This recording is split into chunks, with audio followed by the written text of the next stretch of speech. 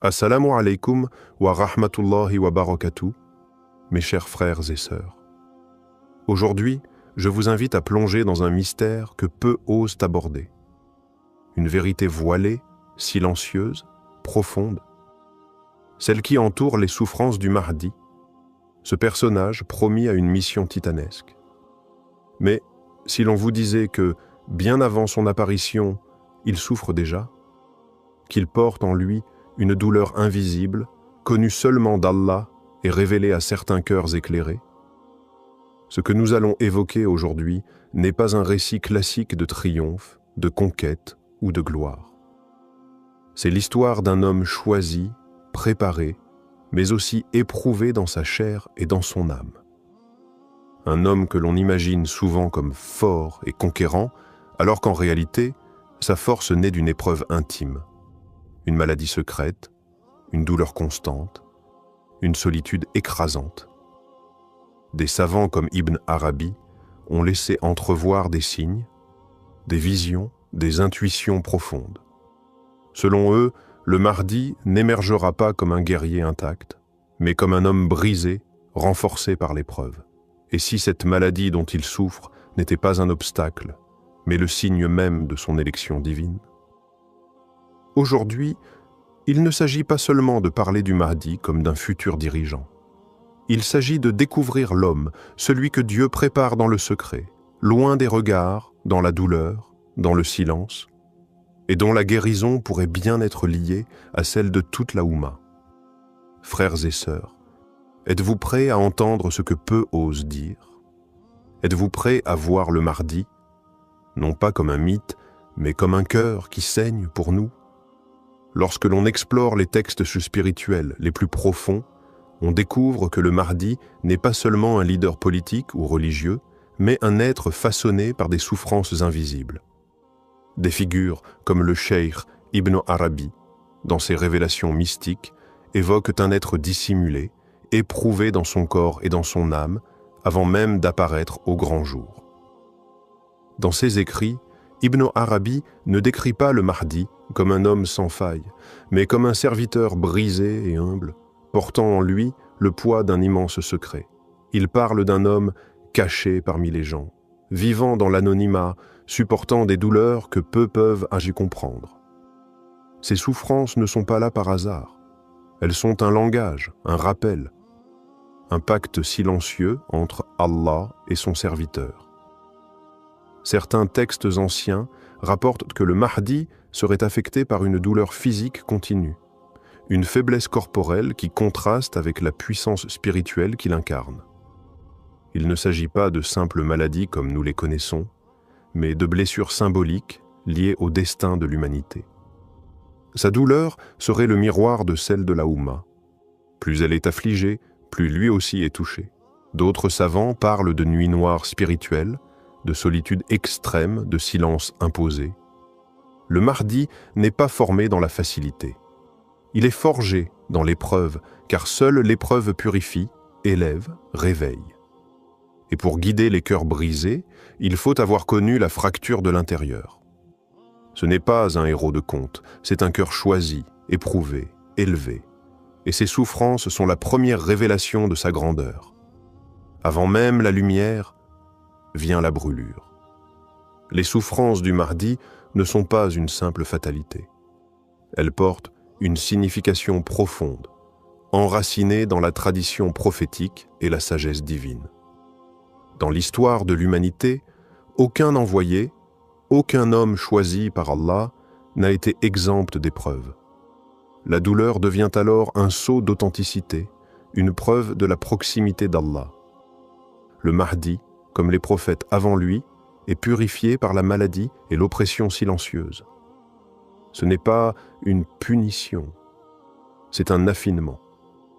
Allah façonne ainsi ses élus, en brisant leurs attachements à ce bas monde, en les rendant entièrement dépendants de lui.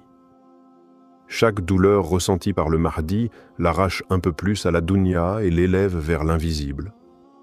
Des savants disent que cette douleur est un secret entre Allah et son serviteur, une conversation muette, continue, qui l'accompagne jour et nuit. Elle le protège de l'orgueil, de l'impatience, de la colère. Elle le garde humble, doux, silencieux. Elle le pousse à se réfugier dans la prière, dans l'invocation, dans les larmes. C'est dans cette intimité spirituelle, loin des hommes, que le Mahdi est préparé. La maladie n'est donc pas un frein à sa mission. Elle en est la fondation. Comme un feu purificateur, elle brûle en lui tout ce qui pourrait entraver son rôle. Elle détruit l'ego, elle assèche les désirs, elle vide son cœur pour que seul Allah y demeure. Et lorsqu'il sortira, il ne sera pas un homme fort par ses muscles, mais un homme fortifié par la douleur, lucide, doux et redoutable. Car sa souffrance, loin de l'affaiblir, l'a transformé en miroir limpide de la volonté divine. L'un des aspects les plus marquants du parcours du Mahdi, tel que décrit par plusieurs savants spirituels, est son isolement profond et volontaire, imposé par Allah. Cet isolement n'est pas une fuite. C'est un ordre divin, une nécessité pour forger un être capable de supporter la lumière et le poids d'une mission planétaire. Comme Moussa a été retiré du peuple pendant 40 nuits, comme le prophète Muhammad a été isolé dans la grotte de Hira, le Mahdi est tenu à l'écart, loin du tumulte, loin des regards. Cet isolement est dit marqué par le silence, la solitude, la douleur physique et la réflexion intense. Il vit parmi les hommes, mais il est comme invisible. Allah l'a caché, non par peur, mais par sagesse. Il ne doit pas être contaminé par les passions de ce monde. Chaque jour, il observe, il pleure, il patiente.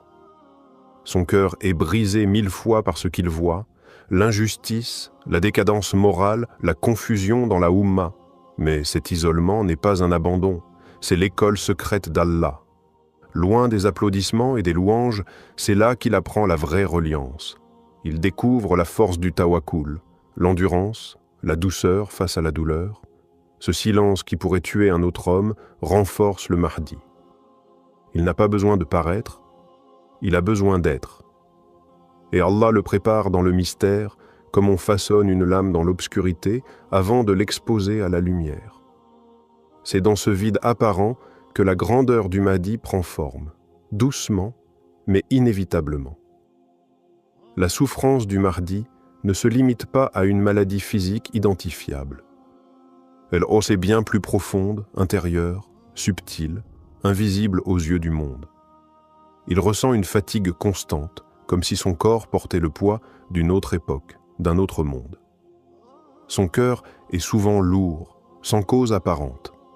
Il ressent une tristesse sans nom, une sorte de mélancolie spirituelle que même la prière ne dissipe pas entièrement, car elle ne vient pas de lui, mais de ce que lui fait porter Allah. Parfois, il est pris d'angoisse silencieuse, de douleur dans la poitrine, de fièvre qui ne laisse aucune trace, des maux qui ne se guérissent ni par les remèdes ni par le repos. Ce sont des symptômes de l'âme, des blessures profondes liées à son destin. Il est le cœur battant d'une Oumma malade, et chaque battement est teinté d'un écho du mal qui touche la communauté. Il connaît aussi les douleurs du doute, non pas envers Allah, mais envers lui-même. Pourquoi suis-je encore là? Pourquoi suis-je celui qui doit porter ce fardeau? Il pleure parfois seul, dans la nuit, en se sentant indigne. Et pourtant, c'est précisément ce doute qui confirme son authenticité. Car seuls les véritables serviteurs se sentent trop petits pour une tâche immense. Il ne parle pas de sa souffrance. Il la cache. Il sourit parfois, mais au fond, son âme est en feu.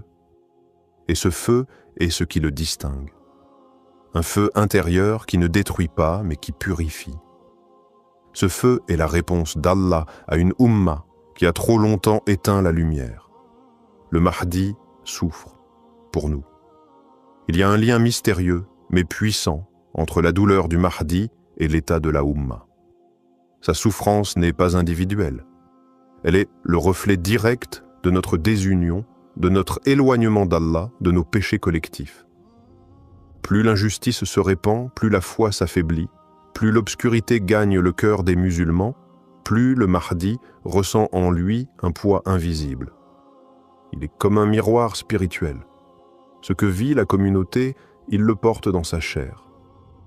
chaque larme d'un orphelin abandonné, chaque oppression vécue par un musulman, chaque mosquée profanée, résonne en lui comme une blessure ouverte.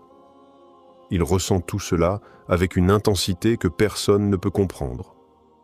Allah a placé en lui une sensibilité spirituelle hors norme, afin qu'il soit capable de représenter, par sa propre douleur, les maux profonds de toute une nation. Mais cette souffrance n'est pas vaine. Elle est le prélude au réveil. Elle est comme les premières secousses avant la délivrance. Car quand la douleur atteint son apogée, quand l'injustice devient insupportable, le Mahdi est alors prêt à apparaître. Sa guérison viendra avec le réveil des cœurs, avec le retour vers Allah, avec l'unité retrouvée. Plus encore, c'est notre retour sincère qui soulagera sa douleur. Car Allah ne l'a pas envoyé pour marcher seul, mais pour guider ceux qui veulent revenir. Si la Ummah guérit, lui aussi guérira. Si elle se lève, lui aussi se relèvera. Son mal est notre miroir, et sa lumière, Inch'Allah, viendra de notre Tauba. Frères et sœurs, il est temps d'ouvrir les yeux. Le Mahdi ne viendra pas comme un héros de fiction, fort, inébranlable, célébré dès son arrivée. Non. Il surgira blessé, silencieux, marqué par les années d'attente et de douleur. Il sera celui qui a pleuré pour nous avant même qu'on pense à lui. Et si nous ne réalisons pas cela maintenant, nous risquons de ne pas le reconnaître quand il apparaîtra. Il est celui dont la souffrance nous accuse. Car tant que nous restons divisés, tant que nous vivons loin d'Allah, tant que l'injustice règne parmi nous, il ne peut pas être soulagé. Il est comme suspendu dans le temps, attendant que la Oumma réponde à l'appel divin. Il n'est pas en pause, il est en préparation. Et chaque jour qui passe sans réforme est une journée de plus où il endure pour nous. Il ne cherche ni gloire ni pouvoir. Ce qu'il veut, c'est une communauté debout, une nation réconciliée avec son Créateur, des cœurs vivants qui ne suivent que la vérité. Mais cette vision ne se réalisera pas par magie. Elle commence avec chacun d'entre nous, car notre changement, aussi petit soit-il, soulage un peu de son fardeau. Frères et sœurs, le Mahdi n'est pas un mythe. Il est réel. Et il souffre peut-être en ce moment, quelque part, dans le silence, attendant qu'Allah lui dise « Sors ». Mais avant ce moment, posons-nous cette question sincère. Sommes-nous prêts à le suivre? Ou serons-nous ceux qui l'ignoreront, trop occupés par ce bas monde? Ne le laissons pas porter seul la douleur du monde. Réveillons-nous, relevons-nous, revenons à Allah. Car c'est en guérissant notre propre cœur que nous hâterons par sa permission la guérison du sien.